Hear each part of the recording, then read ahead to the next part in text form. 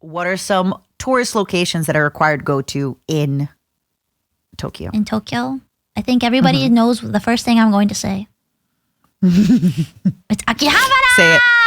Yeah! Of course, Akihabara, my beloved otaku city. You can Akiba is interesting because you can spend as much or as little time as you want there. There's so many anime stores if you're looking for some used figures, if you're looking for idol merch. I really recommend those used stores. They can have some treasures in there. They can. And there's just so much to see. It's really a lot to... The way I describe Akiba is there's so many shops like that, but then there's also so many cafes. So if you're just kind of not sure what to do, going to eat in Akiba is fun. Shopping is fun. I just like that whole atmosphere of the place. Especially I don't know, early in the morning is my favorite time to go. So really, I don't think I've ever been there early in the morning. Yeah. Just kind of, I don't know, it's because it's before a bunch of the tourists come in, and so it's a little less crowded, and I don't know, it just feels nice to just kind of walk around. I always walk around up and down the street. Get my steps in. I'm gonna go with a really, really basic one that I know if you've ever watched a Japanese movie, if you've ever done anything like that, Shibuya Crossing. You've seen it in anime now. Listen, it's just a big crossing. That's it. Yes. But you should go there. And may I recommend go there on the way to maybe Shibuya 109, which is a huge department store, tons of shopping there. Maybe girls. go there on the way but whatever. It's still fun for to see. people who like girly things. How about that? And there's also, for example, there's a music store at Shibuya that usually has, last time I went, they had Suisei's album there. And it was a huge display, things like that. Tower Records. Yeah. Right. Yeah. I just really recommend you do go to Shibuya Crossing, but just know that you're going there on the way maybe to something else. I mean, Shibuya has so much. I love there for people watching. I really, really love there. Yes. There's a cafe. I don't remember if it's a Starbucks or what, but I think it's I don't remember, but it's a cafe that has a giant window facing Shibuya Crossing. So if you manage to grab I think you're a seat, talking, there was the Starbucks upstairs. It is one. It is a Starbucks. It was the Starbucks upstairs. Yeah. You'll find it. But just be warned, it's always packed. It is. So try to get there very early. That's what I was going to say. If you late. can manage to get a seat on that window, then it's nice. But there's also a fun people watching spot from Shibuya 109. It's in the cafe. It's one of the top floors is it's called Hachimitsu something. It's honey something. Hachimitsu something. I can't remember. But it's a little cafe, and they also have a similar window that looks down upon a smaller, it's albeit smaller, but it is a Shibuya Crossing style area that you can kind of look down on and eat from that window as well. And they have yummy omurice and stuff. There you go. I have another one or do you want to go? No, go ahead. So again, while we're still staying with the whole super touristy Harajuku, now hold on, let me explain. Yeah. You have to go there. You just have to see what it's like. You have to look at it. May I recommend, actually, maybe one time you should go on a weekend just for the fun of it. Have fun. Go on a weekend. Have fun. But for me personally, first of all, I almost never go to Harajuku anymore just because I've been a million times. I still think it's something that as a tourist you should experience. I think I went to Harajuku the most my last trip, to be honest. No. Yeah. Sometimes we're going to talk about it later, group trips. When people wanted to go to Harajuku, I'm like, you guys go? I'll meet up with you later. It's just so packed. It does have cute cafes. It does have nice stuff. It has a lot of those pet cafes. Oh, yeah. When I was with Onigiri this winter in Japan, we went to a little hedgehog cafe. I'll post a photo. And it gets really busy. I get very overwhelmed. It's impossible to cross. I do think if you want to experience on a weekend, go ahead. But may I recommend next time you go on a Tuesday morning? Yeah. I think you're thinking mostly of Takeshita Dori, which is Takeshita Dori in the Harajuku. main again. street of with all the when you think quintessential Harajuku, like that's that kind of that's. But you have to experience it, right? I typically those are the must-go places in my mind when I think about it. I went to La Forêt like a million times. I love it. Harajuku La Forêt. Yes, I love Japanese fashion and fashion in general. So I would go so often to be like, okay, does my favorite brand have something new? Or just kind of like looking around, because when I was there, a lot of stores were having renewals, so they were like opening up and everything. But also, if you're facing La Forêt and you turn around, like you're facing the La Forêt building and you turn around and there's like a big main street, and then you'll see like a Kura Sushi, and you'll see like I know what you're gonna say then. Vivienne Westwood. No. God damn it. No, what I was going to say is a little bit down that street, at night sometimes you can meet Tokyo Fashion if you are into there's like an Instagram and TikTok, and I've been following them for so many years, but I know exactly who you're talking about. Yeah, that's where they take pictures. So I've talked with them a couple times, and they're super duper nice. And if you're really into like sub fashion and you want to meet some other people also into like Japanese sub fashion and stuff, that's a great little spot to.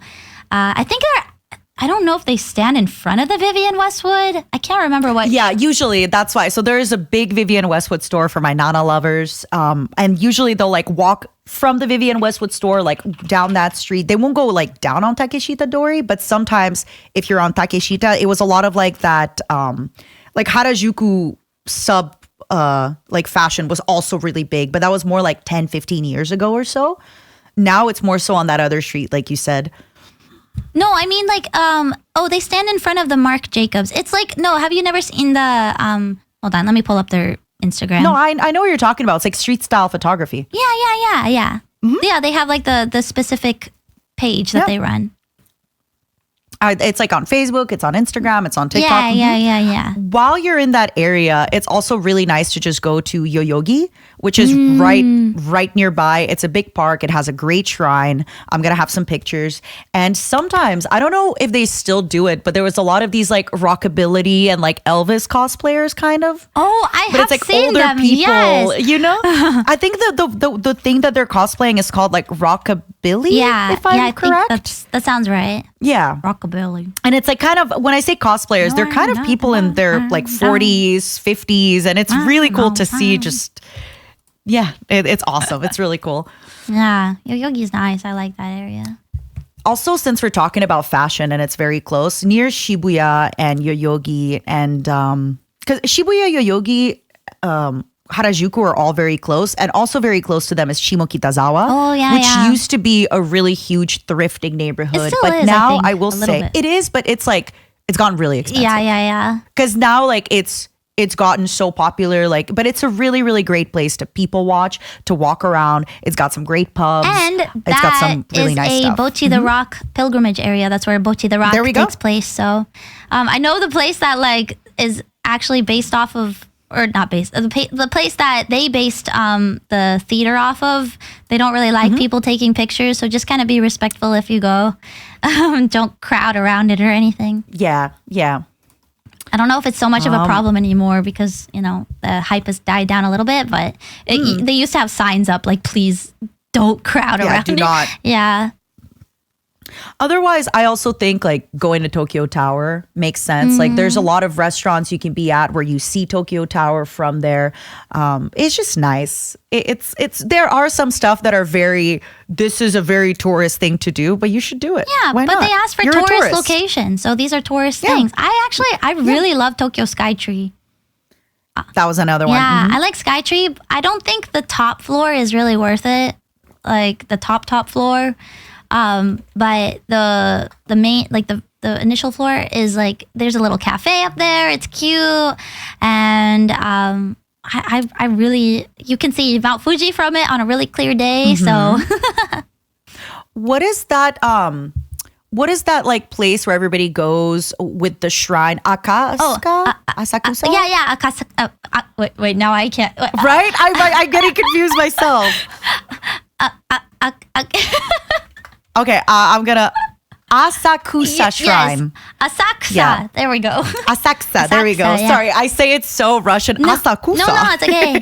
Asakusa. Yeah. Obviously, like it's a very crowded shrine. So the thing with Japan is you will be walking around little streets, and there's going to be sometimes a small shrine or a small temple, things like that. It's very anime, which those are always great to go to. You will have the same experience as the big shrines, but Asakusa is a very popular one. Yeah.